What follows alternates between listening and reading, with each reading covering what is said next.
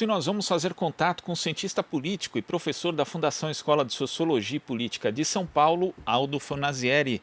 Bom dia, Aldo. Bom dia, Glauco. Aldo, ontem nós tivemos a divulgação por parte do IBOP de pesquisas relativas a algumas cidades, alguns dos principais centros urbanos de São Paulo não, do Brasil, e em São Paulo o IBOP mostra que o candidato, na verdade, um empate, né, entre dois candidatos, entre Bruno Covas e Celso Russomano na liderança. Depois vem, na sequência, Guilherme Boulos com 10%, Márcio França com 7% e Gilmar Tato com 4%.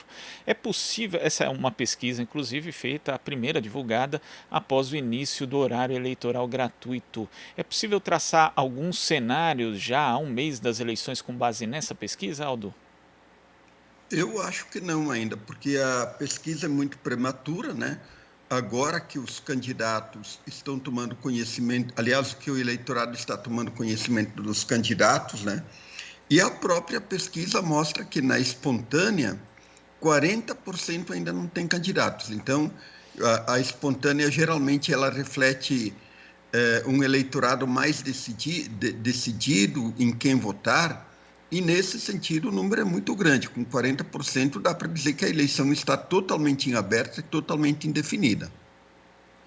Agora, em relação à última eleição que nós tivemos em 2018, né, houve ali uma influência muito grande do WhatsApp. Só que era o outro contexto, né? Hoje a gente tem um contexto da pandemia, muita gente, inclusive, ainda continua fazendo aqui, tomando as medidas de distanciamento social. Você acha que nesse cenário a TV e o rádio vão acabar tendo mais importância do que tiveram há 2 anos, Aldo? Eu acredito que sim, até porque agora os disparos em massa estão proibidos por lei. Então, há uma série de restrições em relação ao uso de disparos em massa, né? E como também a campanha de rua e encontros, debates em entidades e assim por diante estão sofrendo a restrição por causa da pandemia, eu penso que a TV e o rádio que vinham perdendo, digamos assim, impacto na decisão das eleições, nesse ano eles podem recuperar esse impacto. Eu acho que é muito importante, então, que se atente para isso. E os candidatos que têm pouco tempo de rádio e TV devem compensar ah, esse pouco tempo com outras estratégias, principalmente com o uso das redes sociais, né? Adotando uma estratégia agressiva de uso das redes sociais, podem compensar um pouco essa falta de tempo de TV e rádio. E um temor de muita gente, inclusive decorrente justamente dos resultados das eleições de 2018, não só para a presidência da República, mas também para o parlamento e alguns governos estaduais, era que essas eleições municipais fossem excessivamente nacionalizadas. Mas pelo que se viu até agora das campanhas, né, não só em São Paulo, mas também em outras cidades pelo Brasil, é possível afirmar que houve isso ou, na verdade, as questões locais continuam predominando no debate de uma forma geral, Aldo? Olha, desde que eu venho acompanhando a eleição municipal, o que decide são os temas locais. E os candidatos que buscam uma politização no sentido nacional do termo, eles tendem a perder. Aqui em São Paulo, por exemplo, você observa que o candidato que mais tenta nacionalizar a campanha é o Russomano, vinculando o seu presidente da República. Mas qual que é a vantagem disso? É muito duvidoso, porque o Bolsonaro tem uma rejeição muito grande, ele tem uma rejeição maior do que a do Dória, embora a do Dória esteja muito alta também, e maior do que a do Lula, inclusive. Então, é duvidoso que esse tipo de estratégia surta algum efeito. E o que a população quer numa eleição municipal? A população quer discutir os temas locais, os temas do município.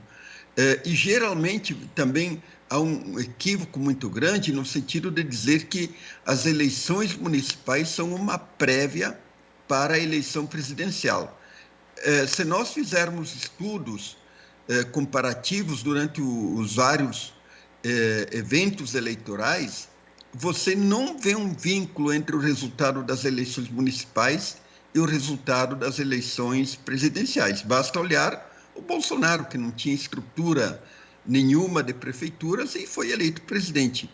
Mesmo em 2018, 2004, quando teve a eleição municipal, você pensava que o Lula seria eleito se o PT fizesse uma grande, reeleito, né? Se o PT fizesse uma grande votação nas eleições municipais. Não ocorreu isso e, no entanto, o Lula foi reeleito em 2006. Então, não há esse vínculo. Historicamente, as comparações mostram que não há esse vínculo. Agora, quando a gente pega a história das eleições pós redemocratização aqui em São Paulo, a gente vê que sempre houve uma polarização entre direita e esquerda, né? Mesmo em 85, ali a gente pode dizer que o Fernando Henrique Cardoso, àquela altura, representava uma centro-esquerda contra Jânio Quadros. Depois de 88 para cá, a disputa foi primeiro o Maluf, né, o malufismo contra o PT e o PSDB contra o PT, quer dizer, sempre polos ali, né? O PSDB ocupando um pouco o espaço do malufismo, inclusive com um discurso mais conservador e mais alinhado à direita. Hoje a gente tem um cenário que tem dois candidatos aí que a gente pode considerar que estão nesse espectro, né, de direita e centro-direita, Celso Russomano e Bruno Covas. Você acredita que no final, ali na reta final, vai acabar se reproduzindo essa polarização, que um dos candidatos que representa a esquerda, no caso aí os mais bem posicionados, Guilherme Boulos e Gilmar Tato, podem ali acabar concorrendo ou com Bruno Covas ou com Russomano no eventual segundo turno? Então, eu acredito que sim. Por exemplo, se você olhar as eleições de 2012, o Russomano saiu com 30 e poucos por cento. O Serra, na época que era candidato, saiu com em torno de 28, 30%. E o Haddad saiu com 4%. No entanto, o Haddad foi eleito prefeito, né? Eu acho assim que nessa eleição há uma tendência maior do Covas ir para o segundo turno, é a minha opinião. E ali eu também acredito que esse patamar de votos do Russomano não se sustenta. E é possível, tanto o Boulos, que está melhor colocado, quanto eu acho assim que o desempenho do Tato ainda ele está indefinido, né? Na pesquisa de ontem ele saiu de 1% para 4%, o que mostra um indício de reação, mas é preciso esperar ainda o desenvolvimento da campanha. Mas eu acredito que pode haver um segundo turno entre o Covas e um candidato da esquerda. Agora, de uma forma geral, Aldo, comparando aqui com as eleições de 2016, naquela ocasião a esquerda teve que. O cenário era bastante adverso, né? Nós tínhamos ali a questão do impeachment da presidenta Dilma, um ataque midiático muito forte contra a esquerda de forma geral e o PT especificamente, e ali houve uma espécie de derrocada, né? O partido perdeu muitas prefeituras e a esquerda de forma geral também não conseguiu ocupar seus espaços. Hoje você acha que há uma possibilidade de recuperação desse terreno que foi perdido ali em 2016?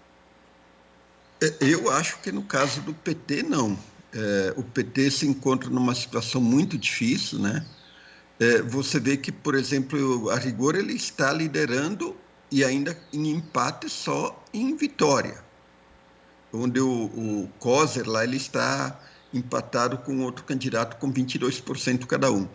E também está numa situação de empate técnico mais atrás em Fortaleza, né? A Louisiane lá está lá com 4, 5 pontos de diferença em relação ao capitão Wagner, que lidera as pesquisas. Então, nos grandes centros urbanos, o PT está encontrando uma dificuldade muito grande.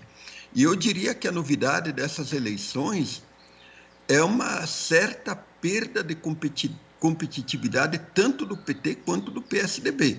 O PSDB pode se salvar se vencer na capital de São Paulo, mas mesmo assim em outras capitais o desempenho do partido é muito frágil.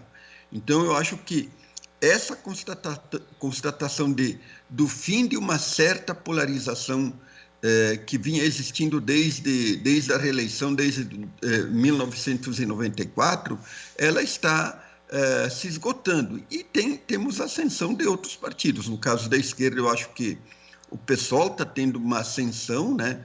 E um outro fator que eu acho que influi nesse mau desempenho do PT é o fato de que ele está bastante isolado do ponto de vista das alianças eleitorais. O PT era um partido que sempre atraía muita aliança eleitoral, né? Principalmente quando ainda existia aliança para cargos proporcionais, Mas depois disso, e também por conta de uma série de circunstâncias, nessas eleições o PT está saindo bastante isolado. Tá certo, Aldo. Muito obrigado pela sua participação aqui no Jornal Brasil Atual e até a próxima. Muito obrigado, eu que agradeço. Conversamos aqui com o cientista político e professor da Fundação Escola de Sociologia e Política de São Paulo, Aldo Fornazieri. Você está ouvindo Jornal Brasil Atual.